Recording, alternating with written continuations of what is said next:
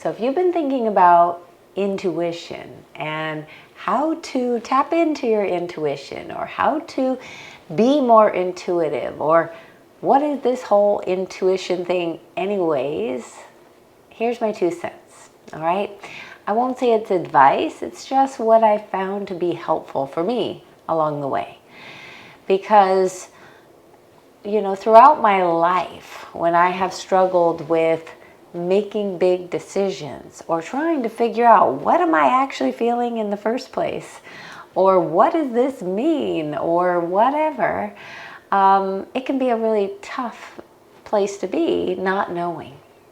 And so for the last several years, I've been practicing this really simple technique that, you know, I try to infuse into my day-to-day. It's not fancy, it's really simple.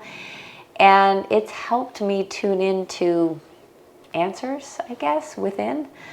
Whether these answers are from me or someplace else, I don't know.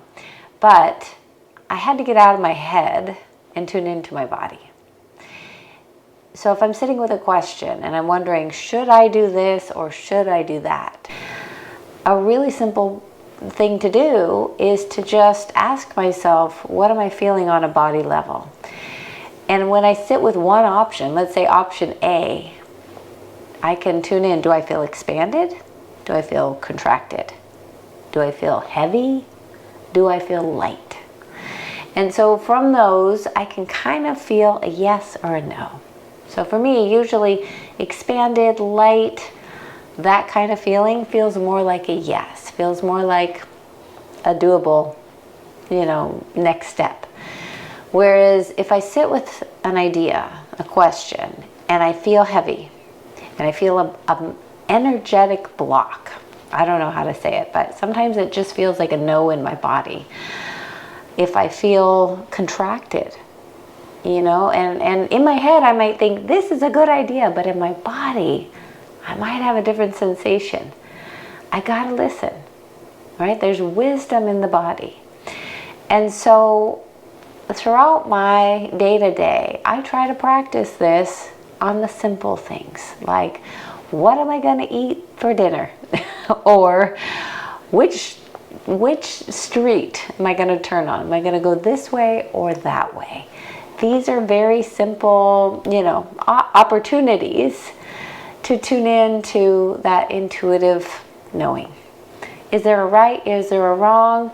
If I get caught up in that, then I never make any decisions, right? But the more that I kind of tune into a feeling, a yes or a no, expansion or contraction, or even a gut, like, I'm just going to turn this way because my body feels like it's going in this direction, then that's me tuning into my own inner compass.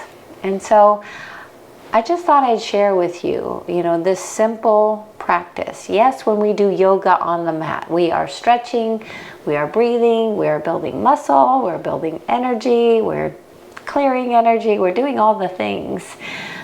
But along the way, what we're really doing is tuning in to ourselves and getting to know, befriend ourselves on a body level.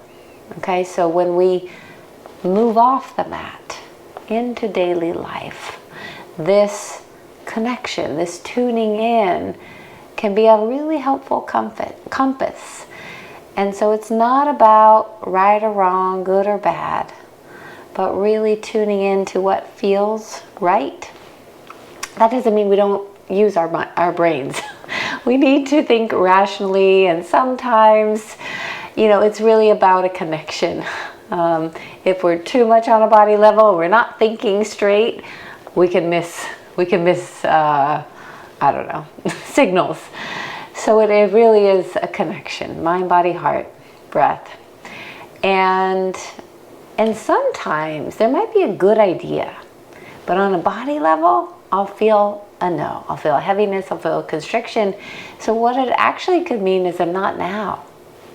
It's just a not now. So I've also used this practice a lot to really find my divine timing. And not somebody else's divine timing, or not what somebody else says would be the right timing, but really tuning into what's right for me, moment by moment. And so, yeah, I just thought I'd share with you. And I'd love to hear your thoughts in terms of your own intuitive practice. How do you tune into your inner knowing and trust? And, do you do these same things, or is there something different? I'd love to know in the comments below.